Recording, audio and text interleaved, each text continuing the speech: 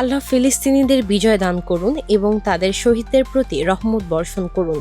এই জয় আমি মিশরের জনগণ ও ফিলিস্তিনের মানুষদের উদ্দেশ্যে উৎসর্গ করছি। অস্ট্রেলিয়াকে টাইব্রেকারে হারিয়ে শেষ 16 নিশ্চিত করার পর মিশরের প্রধান কোচ হোসাম হাসান এমনটাই বলেন। বিশ্বকাপের নকআউট পর্বে ইতিহাস গড়ে প্রথমবারের মতো জয় পায় মিশর। তবে ম্যাচের সবচেয়ে আলোচিত মুহূর্ত ছিল না স্কোর লাইন, ছিল ম্যাচ শেষে কোচের ফিলিস্তিনকে উৎসর্গ করা সেই বার্তা। উদযাপনের সময় তার হাতে ছিল মিশর ও ফিলিস্তিনের পতাকা।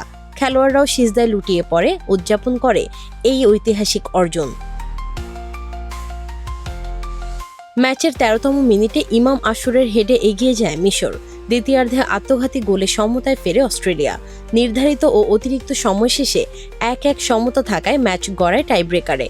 সেখানে 4-2 ব্যবধানে জিতে ইতিহাস গড়ে আফ্রিকার এই দেশটি।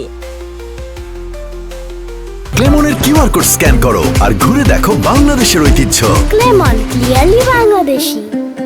সামাজিক যোগাযোগ মাধ্যমে ছড়িয়ে পড়া ভিডিওতে দেখা যায় ধ্বংসস্তূপের মাঝখানে অস্থায়ী পর্দায় শত শত মানুষ একসঙ্গে ম্যাচ দেখছেন। শিশুদের মুখে আঁকা মিশরের পতাকা। জয়ের সঙ্গে সঙ্গে চারিদিকে ছড়িয়ে পড়ে উল্লাস। মিশরের এই জয় তাই শুধু ফুটবলের ইতিহাস নয়, গাজার বহু মানুষের কাছে এটি ছিল কয়েক ঘন্টার জন্য হলেও যুদ্ধের বিভীষিকা ভুলে নতুন করে আশার আলো খুঁজে পাওয়ার এক বিরল উপলক্ষ।